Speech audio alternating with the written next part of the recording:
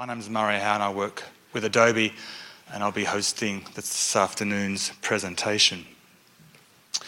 I think the narrative for having to be innovative is well established. We recognise that as organisations we need to be more adaptive and agile, and by that the things that come to mind for me are things like being hyper aware of our environment, having the capability to make smart decisions across our organisation, but also having the ability and willingness to execute quickly. And I think it's that third piece, executing quickly, which means we need to be able to and be open to making mistakes, to learning new things, to experimenting, and to not knowing the answers to everything all the time, which for a lot of us in established organisations, especially in Australia, I think, it's a bit of an anathema to how either we and our colleagues like to run our organisations. We want certainty, we want repeatability, we want low risk, achievement of targets, and these things don't tend to work the same way in the environment that I've just described. So the challenge for us now is how do we, from within, modify those organisations in ways that we can become more innovative, more adaptive, more hyper-aware, more willing and tolerant of learning and experimentation. And so this is the context for the session we have this afternoon. Future ready or fail. Building innovative organisational cultures. So without further ado, would you please join me in welcoming A3 to the stage. A3. Oh, good afternoon. How are you doing? Post-lunch coma? I'd like to begin by thanking Adobe for putting on such a fantastic conference, and also for the invitation to share with you some of the experiences we've had at Western Sydney today. I'm going to start by zooming right out and thinking about some of the megatrends that are shaping our world, because I think to create innovative organisational cultures we need to think about how contexts shape what's possible. So we live in a world of unprecedented opportunities. It's a globalising world in which we see mobility across conventional borders at a rate we've never seen before. Many of us have routine experiences of different cultures, different ideas and different ways of being. In our world, there are new and proliferating possibilities for learning, connecting and sharing wisdom, and we have at our disposal more tools than ever before for transforming our world. At the same time, though, we live in a world of increased uncertainty, what some people call the risk society. This risk society is characterised by large-scale, wicked challenges that sometimes feel so entrenched as to be intractable. We live in the shadow of climate change. Daily our television screens and our social media feeds are filled with images of an international refugee crisis. Automation is threatening people's employment futures. We have shifts in the global geopolitical order, think Trump, Brexit and so on, which means that we're feeling uncertainty at the level of nations, right down to grassroots communities. And increasingly we're uncertain about our capacity to know with certainty and to have the facts guide our decision making. Uncertainty, as Brian Masumi says, is a kind of background radiation that saturates our everyday existence. In short, then, we live in an era of complexity in which there are no simple causes that can be isolated and then tackled to the complex challenges that we face as individuals, communities, nations, and indeed the planet. We can't often say the cause is this or that. Rather, it's often both this and that and much more. We also can't necessarily say that if you do A and B, it will lead to C. Changes in complex systems produce very, very complex effects. And importantly, as my colleague Ian Ang at Western Sydney University has pointed out, complexity is more than a practical thing. It's what she calls a structure of feeling. It's part of the way that we experience, move through and act upon the world. Complexity is not all bad. Rather than fighting against it, though, what we have to do is find new and creative ways of working with it. If organisational cultures are going to innovate in this climate, we might need to let go of some of our old ways of doing things. In particular, linear top-down approaches can't produce the kinds of systemic changes that are needed. In this context, there's been a growing emphasis on the need for innovation, as we all know. If you look at this graph, which covers the uses of innovation over the last 200 years, what you'll see is that we've had a sharp peak in the use of innovation since the 1950s. The word innovation means to make changes in something that's established. The challenge for us, though, in the age of complexity is to collectively transform some of the large-scale challenges that confront us. We need to think innovation at scale, and we need to start targeting structural change. Of course, we can't all change the world at scale, but we can commit to keeping that large-scale view present whilst we work on innovating in our patch. And that's what we need to gear our organisational cultures towards. If we don't do this, what we risk doing is we risk producing innovations that just simply give us more of the same. What do I mean by this? Disruption's a very key word of our times. We're told it's happening everywhere, that it's inevitable, and that we need to embrace it or perish. And we're also told that disruption's necessary because it pushes us towards better futures. But I want us to exercise a little bit of caution in celebrating disruption. In fact, I'd urge you to start to think about how we might disrupt our thinking about disruption, because not everything that we label disruption produces the kinds of deep structural changes that are necessary. Airbnb is a good example. So that's touted as a platform that's revolutionised the accommodation industry, undercutting hotel monopolies, generating alternative sources of income for property owners, and making tourism more affordable. But I think we need to be a little bit wary of making too optimistic assessments of its impact, its disruptive impact. Because what some of my colleagues at Western Sydney University have found is that Airbnb is contributing to pushing up rental prices in particular parts of cities, moving long-term renters out to the edges of the city, placing stress on infrastructure, etc., etc. So rather than revolutionising the situation, in fact, this platform may be exacerbating some of our prevailing social, environmental and economic challenges. In other words, too much of what went on before has remained the same, unchanged, or perhaps even gotten worse. So the problem with emphasising disruption then is that it focuses us on the change. It focuses us on what's shifted rather than the continuities. And I would argue that we have to start to pay much more attention to the continuities between the before and after of disruption.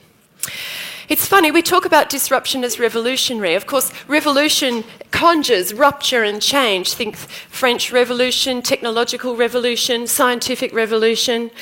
But also revolution means a turning of the wheel. And what we need to realise is that sometimes that turning of the wheel is the same, it's the same wheel. So the question for us, for those of us who are concerned with creating innovative cultures is, how do we change the wheel?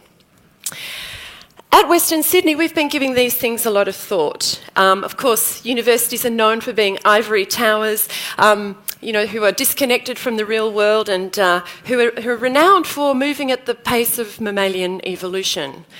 But in fact, that's not the reality inside a university. Universities are very diverse, vibrant and porous, and many universities are very keenly engaged outside, so with corporations, with communities and governments.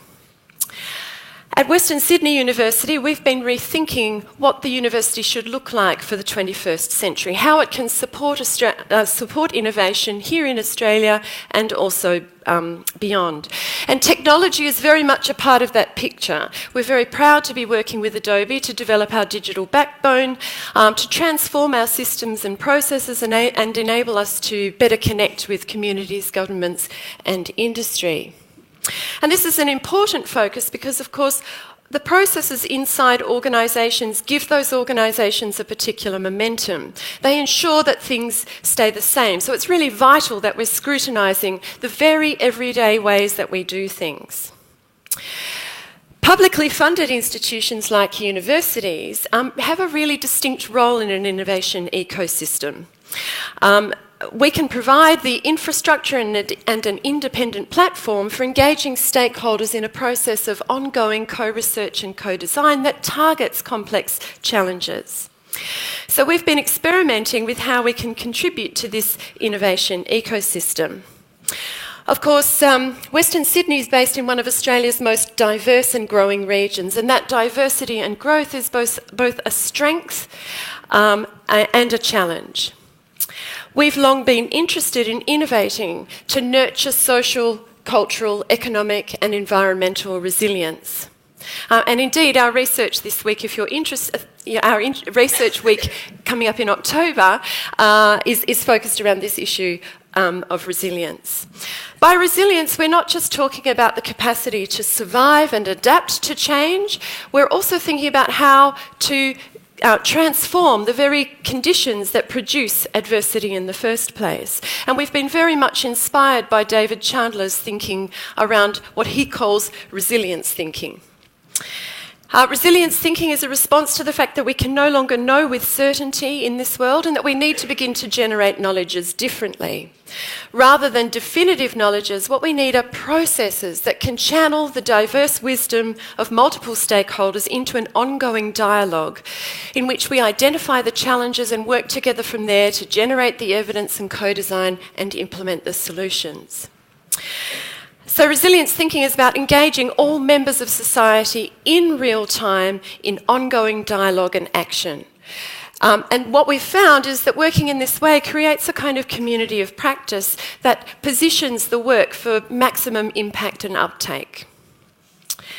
One initiative that we have underway, and I'm not going to spend a lot of time talking about the initiative itself, but rather what we've learned, but this initiative is called the Intergenerate Living Lab. And basically, we're working with over 100 stakeholders from across sectors to develop technology-based strategies to nurture resilience in our communities. And while we're focused on Western Sydney, we've got our eye very much on how do we scale these transformations up. It's an ongoing process, and we're really focused around getting the process right because, of course, we have to navigate between, on the one hand, the kind of constraints of the university and its partners, and also remain kind of dynamic and flexible and open to possibilities. So, what have we learnt in this setting? First of all, we've learnt that innovation is a collective attitude. While we often celebrate individual innovators, innovation is not about individuals. It's a way of thinking and doing together. It's a collective attitude.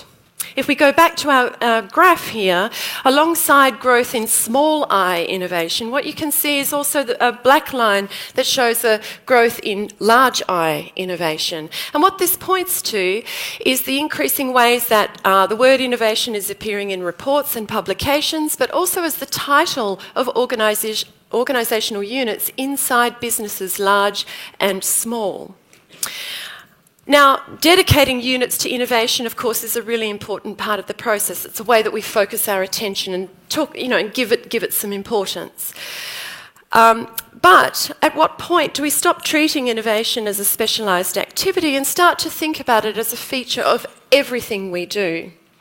Innovation can't be done in certain pockets of our business. It has to become a way of being. And the sooner we come to terms with this, the more we're able to create organisational cultures that embed innovation at their heart.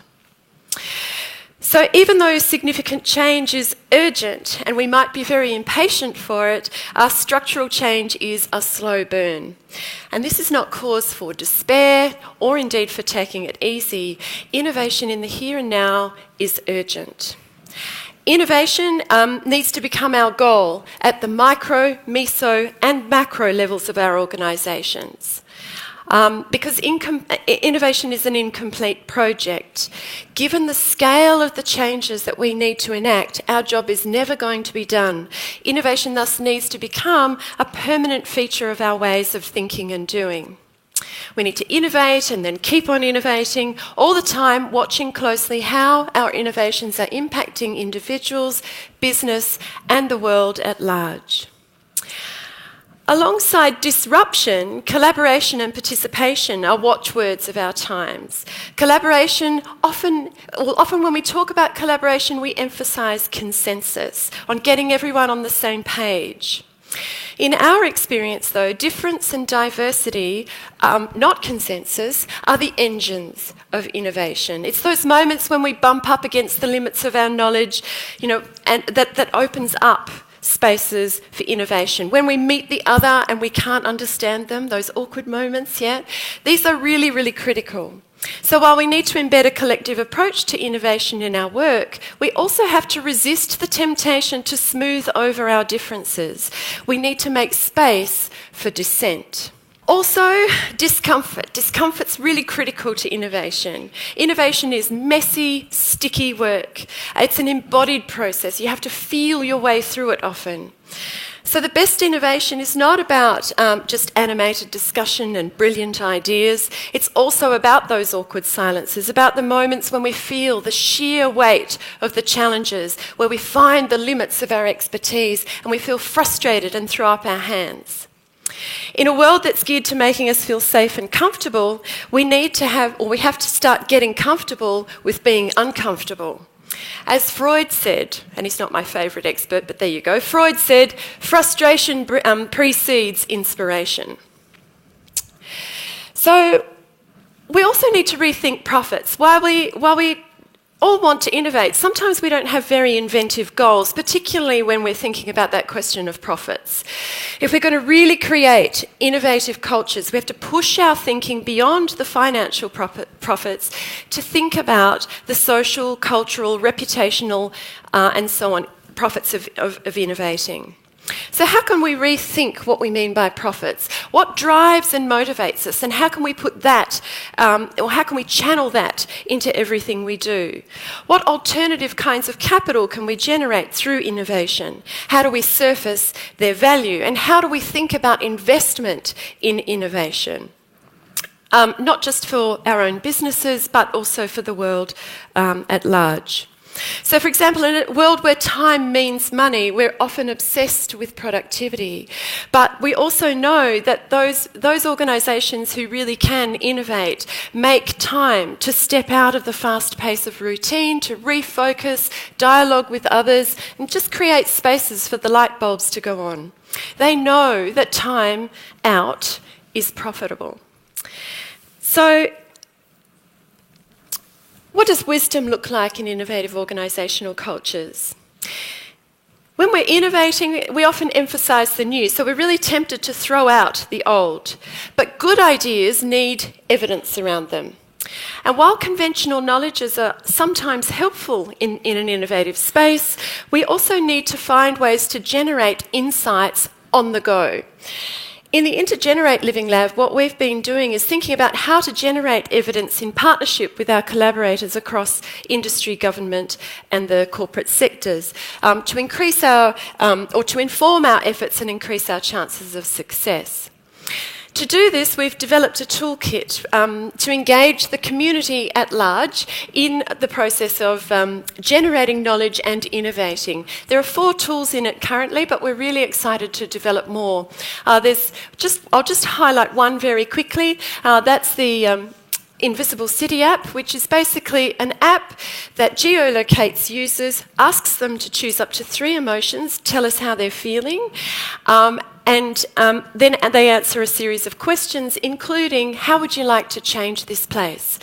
So what we're doing there is crowdsourcing the community's ideas. We're first of all mapping the relationship between time, space and emotion, generating information about places we've never had access to before, but also crowdsourcing the community's ideas about how to transform these places. And then we channel this into urban planning processes, for example. So in short, innovative organisational cultures think expansively about the kinds of changes they want to see in their business and in the world more broadly. They work to embed innovation across the organisation. They value difference and dissent as vital to the innovation process. And they know that discomfort, managed well, can be highly productive. Innovative organisational cultures think about how to use existing evidence and create new evidence to actively guide their innovation processes. I'd encourage you to think creatively about how you might partner with a university and also to join the open innovation process. And I'd just point you to All-In, the Australian Living Labs Innovation Network, which is Australia's peak body for living labs in Australia. Thank you. Excellent grounding in our subject today. A lot of innovation can come from, and should come from, lots of little efforts adding up to big things. But there's a couple of things that I took from your talk, Amanda, that I hope you have as well. The first is that, you know, if you shoot for the stars, you'll aim for the moon. And what I mean by that is, I think it's useful to have a very broad understanding of the big drivers of change that are affecting our society, because at the end of the day, they're the kind of things that go to the heart of what people really care about. And if we can start solving those problems, then the profit and the success will follow. The second is that, and I'm sure a lot of you are already doing this, but within our organisations, we have this tendency to start thinking of the world through the lens of our company, and there tends to be like an artificial barrier between us and other parties, whether it be society or other competitors or other players. And I think that's the second message that I hope we've all taken, which is we should start thinking of how we break down those barriers and sort of almost platformize our approach to innovation and thinking about our environments and connecting with other parts of society that can help us look at problems a different way. And if we aren't doing it already, Amanda and I would echo that, challenge your university, your academic institution to partner with you in that respect. I was listening with great interest at the people speaking before me, and I kind of wanted to start by just referring back a little bit to what you said, and I guess emphasise, Amanda, that one of our experiences at Westpac is the intersection between industry, public sector and academia is absolutely critical from an innovation perspective, and I can't emphasise that enough. If you look at, you know, some of the great innovation nations, places like Israel, that's exactly what they've got right. So the more we can do that, the better. So I'll be calling you up about the Living Lab concept after this. And I thought I'd let you guys know a little story about my background. My husband's great uncle, probably a few more greats, actually invented the postage stamp in Adelaide. And we're determined that innovation gene has been passed down the generations, and we find ourselves here today, and hopefully our children will be great innovators. But at the time, the reason why he invented the postage stamp is he wanted to enable literacy. And he was finding that it was really being limited. And so I think it kind of goes to show that, you know, the smallest things can make the biggest difference. And that's one of the things I wanted to talk to you guys about today. I wanted to talk to you about what it means to be a change maker, and talk a little bit about some of the change makers that we have at Westpac. But I thought I'd start with a sage piece of advice that I was given when I was actually working at Number 10. My first innovation gig was about 8 years ago, working at Number 10. I went in as the first head of social media for the UK government, and I thought I was going in to run their Twitter account, right, and like set up some Facebook, and that was my experience up until then. And I entered the black door, although albeit from the back where all the staff go in. And it wasn't what I thought it was going to be at all. The level of change that needed to be driven just to allow politicians to send a tweet was enormous. And I remember I was 3 months into my tenure, and I regularly attended cabinet meetings just as an observer in the back. I was probably the least important person in the room, but just to get a sense of what was going on. And kind of, I think my shoulders were kind of like this, and I was kind of like walking around the corridors of Number 10 like this. And one of the cabinet ministers obviously took pity on me and came up to me and said, you know, Kate, the reality is when you work for the UK government, you've got 60 million, the lives of 60 million citizens in your hands. And even if you make a 1% difference, that change can have ripple effects for years to come. And that's the piece of advice that I literally live with today. I live with it every day, and I remind my team of it every day. And at the time, I thought, you know, really my job is to go to work on that 1%. And we were a very small set of change makers within government. They used to do like these naughty notes within the UK government, and if you'd done something bad, you'd come to your desk in the morning and you'd be given, on there would be a naughty note about what protocol you'd broken or what process you'd broken, and every day I'd come in to a naughty note. And because my job was to break the rules, right? And so I instigated hot desking so they couldn't find my desk to give me the naughty note. But actually, the programme that I'm most proud of from my time within the UK government is the Open Data Programme. So I can't take credit for the full rollout of what the UK government had done, but I was definitely part of the grassroots team. We used to meet in a dank, dark Westminster basement and kind of plot evilly about how we could force the government to open up their vast data lakes and give access to citizens. And we were fortunate enough to, at the time, be accompanied by the Guardian newspapers, who launched a big national campaign and really supported to kind of take that agenda on to the next level. And if you think about innovation, we've heard from Amanda kind of a definition of innovation, and at Westpac we really think about it on a spectrum. So it's not so much about being the Uber of banking for us, it's not so much about the shiny new object, the latest technology. We think about it on the spectrum. On the one end you have kind of exploiting your core business or your core organisation. And that's things like business process innovation, and really is about driving productivity at the end of the day. And at the other end of the spectrum, you've got kind of exploration. And very much we do that through our reinvention portfolio, thinking about what the new growth highways could be for us, what business model innovation could be for us. And in the middle somewhere there is the tech and science innovation, the product innovation. So that's the official Westpac version of what innovation is. And this is my version of what innovation is, which is the willingness to be misunderstood for a very, very, very, very, very, very long period of time. The reality of innovating, especially in well-established sectors like financial services, I'm sure a lot of you work for large oil tanker organisations, is it takes one hell of a lot of resilience to keep going. I don't know how many of you have had that feeling of kind of wading through treacle, shoulders down. I must remember to kind of keep myself up and going. And I sometimes call the people on my team roadblock-seeking missiles, because our team have had to develop the kind of resilience that views roadblocks not as blockages but as opportunities. Our team culture has reframed those impediments as opportunities, and that's really, really, really powerful. And what I've found is that our team has very much been focused not so much on kind of skills and expertise, although absolutely from Australia Post, all the skills and expertise you talked about was really important, but actually it's attitudes and behaviours that make a difference.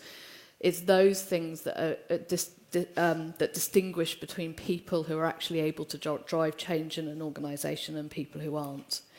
And so I thought I'd go through just some of the attributes that we see as change makers at Westpac, and actually it's one of the key hiring criteria that we use with our team, is yes, of course, there's certain skills that we look for, but actually it's those attitudes and behaviours that are absolutely pivotal to kind of really driving the resilience and change. And the first is that change makers see a problem, are able to shape it into a vision, and then create an action-orientated path forward. And I think there's kind of three words that I wanted to highlight there: problem, vision, and action-orientated path forward. The reality is problem identification, that ability to deeply unpack that problem, going to the root causes, and treating beyond the symptoms is absolutely one of the hallmarks of change makers. It's why at the Westpac innovation team, we see problems as an opportunity, a path to something new. But change makers don't just get bogged down in the problem. I was still in my early days of being a change maker at Number 10 when I was getting bogged down that 3 months in. It was very much about how do you then create a vision from that problem and then create an action-orientated path. I'm sure there are many people who you know who talk a great talk, sound very intelligent, use lots of jargonistic words, but actually change makers are the ones who are able to take actions. They're able to walk that walk and actually follow through on the vision that they see. Secondly, change makers are able to see a vision for the better way of doing things, the future state from their current vantage point. I kind of think of change makers as those who are standing on that metaphorical mountain, looking out over the landscape, where we are now, where we're going. And it's absolutely vital, as I say, to have that bias towards action, to avoid analysis paralysis, and really deliver what we in our team call amazing amounts of important work, which, by the way, is a phrase that I nicked from Netflix's attitudes and behaviours, their culture code, because the team isn't just about talking about what's going to happen. They're actually about delivering results, and we have a very clear link to value, the value that we provide to our business, to our customers, to our shareholders through our work. And you'll be pleased to know, Amanda, it isn't just about profits. At the end of the day, actually probably our number one goal from a Westpac perspective is about customer experience, and how we really, really impact that. The reality, as I'm sure all of you are completely aware, is that we're living in a rapidly transforming but interconnected world. The size and complexity of global challenges need change makers of every shape and size, which is lucky for me, given I don't fit the convention. To be effective in this new world, you need to master the skills of empathy and teamwork, as well as leadership and driving change. You need to know how to function in a world that's is not hierarchy, but kaleidoscopic. It's a global team of teams, to steal that phrase from Agile, and there are no boundaries really between sectors. We think of ourselves at Westpac not necessarily as a bank, but as our vision is to be one of the world's great service companies, and we're really exploring what does it mean to be of service to our customers in the widest possible sense of the word. And the reality is, with that kaleidoscopic global team of teams, with that rapid pace of change, it's really quite an uncomfortable place to be. For change makers, though, they actively seek those experiences outside of their comfort zone. They actively seek the discomfort, and again echoing some of what Amanda had talked about. And it's at this juncture that I wanted to introduce you to one of my heroes from Westpac. He's a guy called James Lee. I think it's fair to say maybe 12 to 18 months ago, James was a classic Westpac lifer. I think he'd been at Westpac about 9 years, had all the jargon, had built all the relationships that's so important to do within our organisation. And he was one of the people we invited to participate in our annual employee hackathon. It's one of the methodologies that we use to really instill innovation, capability, behaviours, attitudes within people across our business from the top to the bottom. Anyone can apply to participate. And James was someone who was leading one of the hacking teams. And let's go to a video to hear a little bit more about his journey to today.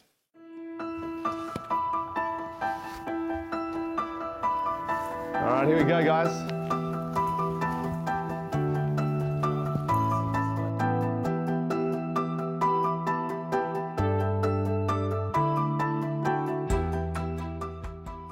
Hi, my name's Kate Cooper. I'm Director of Innovation at Westpac. So the Hotbox pilot is a methodology that we're testing out with the business at the moment that is very much designed to teach people in the business how to innovate. We as a business face huge disruption from fintech, and we're really seeking ways to take our business into the third century. People are beginning to look at how they can speed up the pace of innovation in ways that genuinely helps our customers do things that they want to do and live a better life. That's an incredibly exciting time, and what you guys have done here in the last couple of days, I think, is starting to show the way for how we can really accelerate the pace of change at the Westpac Group as we enter our third century of business. Hack the Future really was around taking the best of the best out of the bank, so 8 teams from 8 major business units in the bank, each of them really guided just to create something new and exciting. A hackathon is a time and a place for people to basically start with a blank sheet of paper and invent something completely new that doesn't rely on anything they're doing. So they can take all of the experience that they have, but they can apply it in an entirely new way. And at the end of those 2 days, they generally get up and pitch for about 5 minutes to a panel of judges. And having done this, let me tell you, it is one of the hardest things because you spent 2 days working incredibly hard, and now you have to be able to tell the story of why what you've done is so incredible. And you have to convince these people who often do not want to be convinced.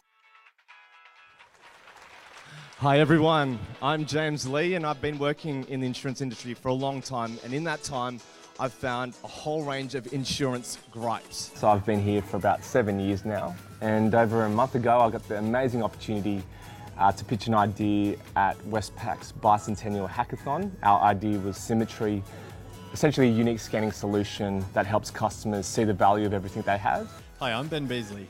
Hi, I'm Gail. And I'm John Caddens, and we are BT Super. So BT Super went first, and their idea was Wealth Coach, and I thought it was a great idea. And then we were up next. After they presented, it was just like, oh my gosh, like the questions that they got, and I'm like, oh no, how's ours going to compare? I have seen so many good ideas that die on the vine because the entrepreneurs involved haven't been able to communicate to the judges and to the audience why this idea is important for them. There were practice pitches before the hackathon for Symmetry, and I saw all or 7 of the 8 projects. And Symmetry was the one that I got goose pimples. I was like, oh my God, this is really, really, really good. And they basically made one of the best pitches I've ever seen, which actually had action and little actors and thieves coming in and stealing laptops because this is part of the product that they're making. And so as a pitch and as an ability to be able to communicate to the audience and the judges why what they were doing was so important, they aced it. The winner of the Hack the Future event is BT Insurance. Thank you so much, and to the other team, it's been amazing seeing you. Hopefully we can have a drink together. Cheers. Thank you. 3 weeks in, I couldn't have asked for more support from Brad Cooper, Sue Horton, Georgina Croft. They've just been amazing, allowing me to go outside of my day job to work on this. They've just backed me from the start. I just am super thankful. This is just full on, and from when I knew that we were journeying into this incubation period, I had to, tell my wife about it. My 2 boys, they're 2 and 6. Also, I'm a recording artist, so I had to speak to my manager about that as well. So it's full on, but again, I'm just so humbled to have this opportunity. Next week on Startups at Westpac, we'll continue to follow Team Symmetry as they build out their product ready to showcase in April at the Bicentennial celebrations. And now it's their job to actually go, yes, these are all the shiny bits over here, but my goal is over there, and I have to ignore those shiny bits long enough to get to the goal.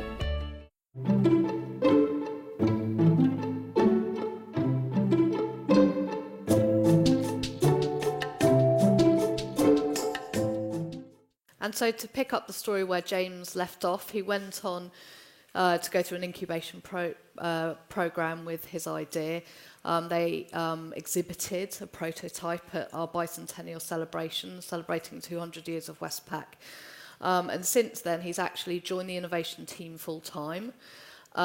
He is CEO of his own internal insurtech startup, and the product launches imminently in New Zealand, actually, as the first market we're taking it to. But I think it's fair to say there were as many lows as there were highs in James's journey. And a lot of people think innovation is like the air that the rarefied, intellectually superior few get to breathe. And I can tell you, very few people on my team are intellectually superior. They're just like James, they're just like you guys. We're all normal human beings, but there's one thing they have that's different, and it's the attitude and behaviours of being a change maker. It's really having the resilience that Amanda talked about and the willingness to go beyond. And so I thought I'd close just by saying, really, I fundamentally and passionately believe everyone has the ability to be a change maker in their DNA. I've seen it. I've seen people who you never think who are the dinosaurs, who you never think are going to be the innovators, really, really turn around and become the ultimate advocate for new ideas. So I know it's possible.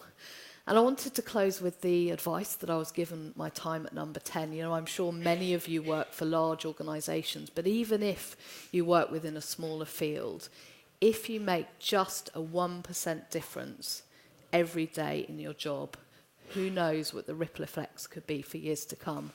I'm, for one, really excited to hear about the change makers in the room, the ripple effects that you can make. So feel free to reach out to me on Twitter or LinkedIn following this. Thank you.